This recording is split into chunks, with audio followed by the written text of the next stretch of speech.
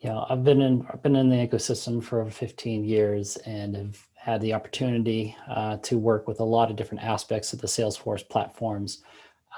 What I'm really looking forward to is really investing more into the more recent acquisitions of the Salesforce Marketing Cloud, things like Datorama, Interaction Studio. Those are two things I would love to get more hands-on with and invest some time with those tools.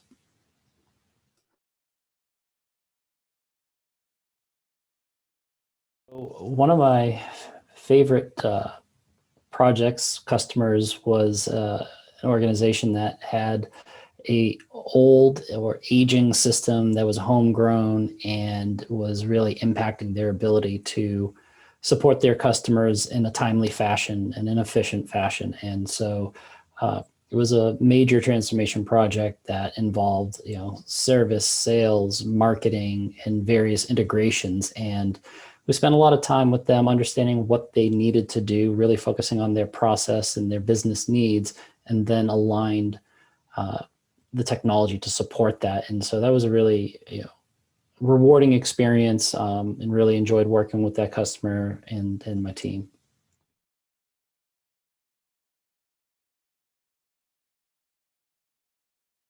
I would look at the Salesforce Marketing Cloud, and I've spoken about this, written about this. I really would change the way I view and describe it. I would really focus on the aspects that it really supports, which is engagement.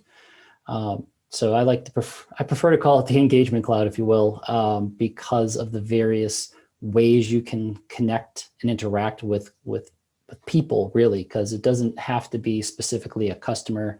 It could be a student, it could be constituents. So it really, for any situation, it's not necessarily always a sales oriented aspect. And so I'd really look at what are the ways that we are connecting with um, our audience, our subscribers, whatever you want to call them. I'd really focus on how and why we're engaging with them and really understand the mechanisms that we need to put in place to make that a more effective or a more pleasant experience, if you will. Because it is more of a two-way street. It's a conversation, really, and so that's where I would really point customers to look towards as far as how and where they would utilize the Marketing Cloud.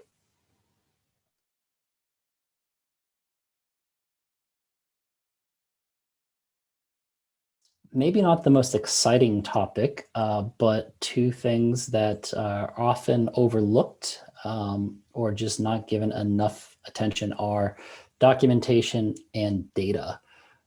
Really, knowing how to do something is wonderful, and having those amazing rock stars who know how to, make all the magic happen is great, and really what makes any organization really efficient or successful are the people. But beyond that is really helpful to really focus on how and why we made certain decisions or why something is done a certain way.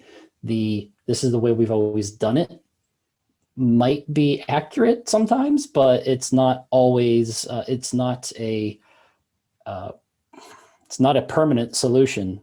Even somebody who's had 10 years experience, like I still use and reference notes that I have, gathered over time on how to do something more effectively. And I still refer to them from time to times because I know I can't retain every single bit of detail in my head.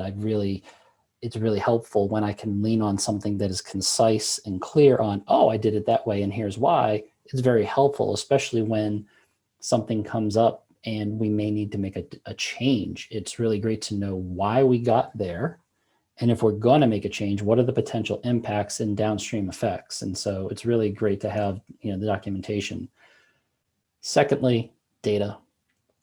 And again, that somewhat goes hand in hand with documentation. If your data is dirty or just really not well formed, well defined, it can be very difficult to find what you need in order to service your audience, your customers, what have you. It really is, it's vital. Data is almost, if not more valuable than the money itself that pays for it. So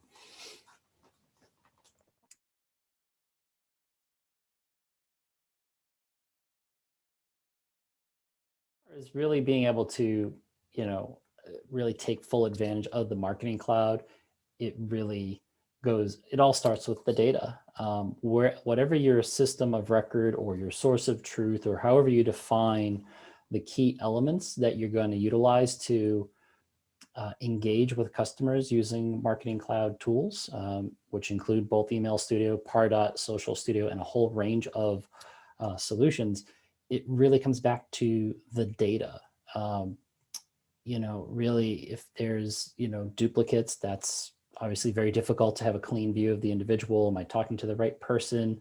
Am I using the right, information? Am I going to potentially offend the person I'm sending, a piece of content or an offer to, like whatever the context is. If the data is just bad, it's very difficult to take full advantage of any solution, especially with marketing, given that it's pretty reliant on clean and accurate information.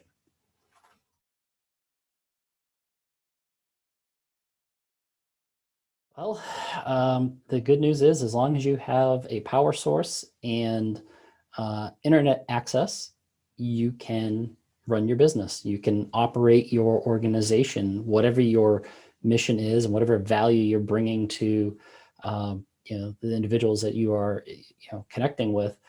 Salesforce allows you to do that. And so really just taking the time to focus on what it is you do well and really map out how can we really put that into an operational process within whatever piece of Salesforce you need, whether it be sales or service or communities, doesn't really matter.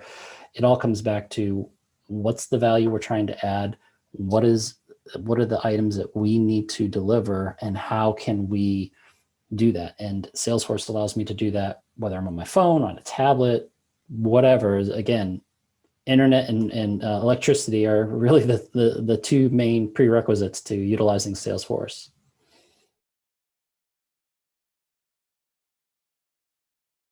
What I'm looking most forward to working to bringing to clients of AllCloud in 2021 is really strategic value of marketing technologies, and also just the operational and strategy as well, because the tools are one thing, and almost anybody can click send on an email or a mobile message, but it's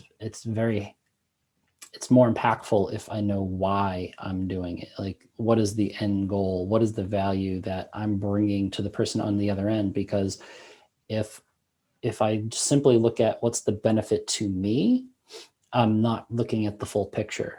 I know what I want, but am I touching on the things that you want as a potential recipient of a communication? So those are the types of things I'd love to talk to customers about, and how do we really polish that point of view and enable them to have a deeper engagement.